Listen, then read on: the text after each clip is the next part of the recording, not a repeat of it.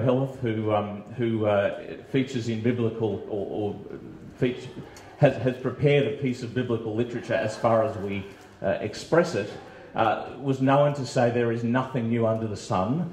And in saying that, I think there's a great deal of truth in that. You will not hear anything particularly new from me tonight. You will hear some contemporary expressions of things that are, hopefully, expressions of deep wisdom. So we're awakening things that are positive expressions of good religion, of good philosophy, of good theology, and bringing them into a contemporary setting through this. This is about presencing. It's about thinking about what our place is right here and now in constructing the future.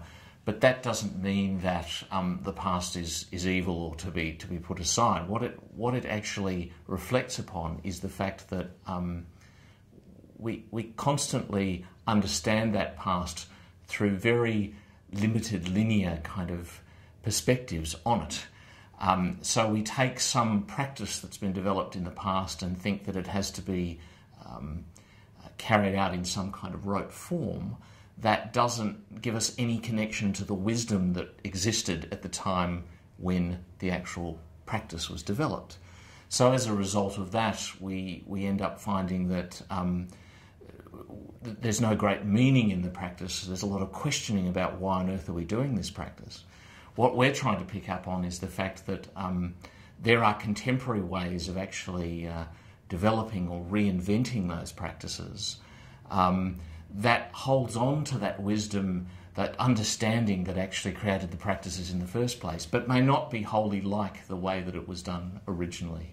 The notion of presence is the notion that we have the opportunity now to consider what is coming to us, what Spirit is releasing to us, if you want to use that sort of terminology. What are we seeing in this very moment from which we can create the future?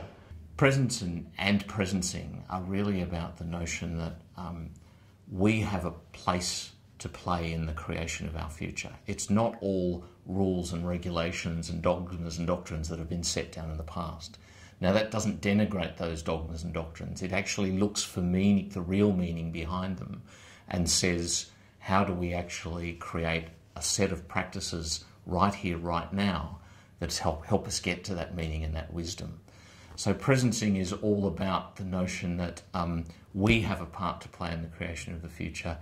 We are vessels, if you like, of spirit. We are people who can interpret what's going on around us and start to find ways of making that reality that we're seeing actually play out into a positive difference in the future, rather than saying this is the way it has to be because 50, 100, 1,000, whatever years ago, this was the reality that was mapped out for us. So if I'm truly aware of what I'm up to now, I start to get a new picture of what I can do in the future.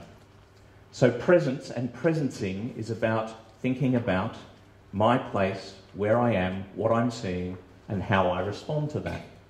I think there are dimensions of both religious life and non-religious life that are practicing the notion of presence very well. And there are equally strong aspects in both sectors that are working on a very mechanical, rigid, doctrinal, dogmatic kind of mindset.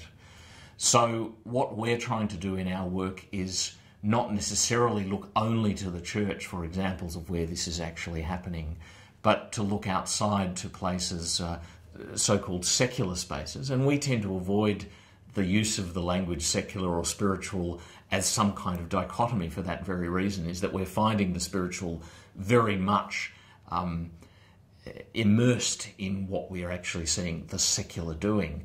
So trying to kind of break down that necessary dichotomy between that secular and that's sacred or that spiritual, and say that we're seeing quite spiritual things happen in secular spaces. And what's going on there? We're asking those questions. How do we tap into that? How do we make more of that happen? Because people won't necessarily get to this through a religious mindset or a religious frame of reference. So when we're seeing it actually happen in everyday settings that are beyond religion, we want to know about that. We want to actually encourage people to practice that. And we've seen this come through in things like the rise from the late 19th century and the 20th century fundamentalism in America in Christianity, for example, and other narrower forms of religion, where if you believe a set of things about a particular person in the religion, in that case Jesus, then we will get family values behaviour out of that. And then, if you practice that kind of behaviour, then you're one of us. You're it. That's mechanical thinking. But I use a couple of examples usually from some of the hobbies that we do and some of the things that we enjoy doing, where the reality of the situation, if you start to play with that, is that we never really behave because of a set of rote beliefs. It actually comes about the other way. So belonging is where it actually starts. So the traditional is believe, behave, belong. Belonging is where it actually starts. And when you think about belonging as the longing to be, if you turn the word around the other way, how do I belong here is a question about how do I create a space where I can truly be myself, where the thing that I'm created to be actually blossoms and comes to exist in full reality. Then I start to understand the set of behaviours that I should model, the things that I should do, not something set by a set of dogmas and doctrines, but being in touch with reality actually begins to kind of give me some sense of the way I should behave. And then I get to know what I need to give my trust to, going back to that original meaning of the word belief. What will be my beloved? What will I actually give my trust to? The first thing that needs to happen is that we need to belong. And if you look at that word, belong, the longing to be. The longing to be who I am. The longing to have my part to play fully regarded and included. So if we create an environment of belonging in that broader sense,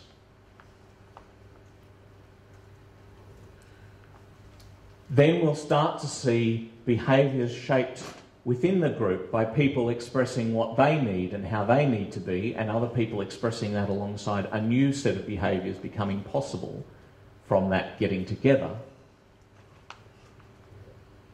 And from that will stem belief, not the narrow definition of belief as a set of mind principles, things you have to subscribe to. Jesus did this, Jesus did that. But the notion of belief from the original German word, beleben, the thing that I am willing to give my trust to, the thing I'm willing to trust in. Belong, behave, believe is a threatening notion to any hierarchical structure, and that includes religious structures. But it's equally a great threat in business spaces. I mean, I do some work with people who are developing the notion of co-working, which is just a different way of thinking about how we work together. And some of the notions that are coming up about that kind of circumvent old models of human resource management, for example, equally as threatening to people who've built businesses on the basis that you give them a set of things to believe in and then you tell them how you want the work done and then the work gets done that way. It's actually subverting a lot of old orders by thinking this way. But we've constantly seen through history that kind of push to get back, I think, to belong, behave, believe, because we've seen the cracks open up in the edifices constantly where people say, I'm being squashed by the weight of these sets of beliefs that I'm supposed to subscribe to that is not me. And that gets put down for a while, but it constantly is bubbling up somewhere else in the system. So we're simply trying to actually capture what seems to us to be reality.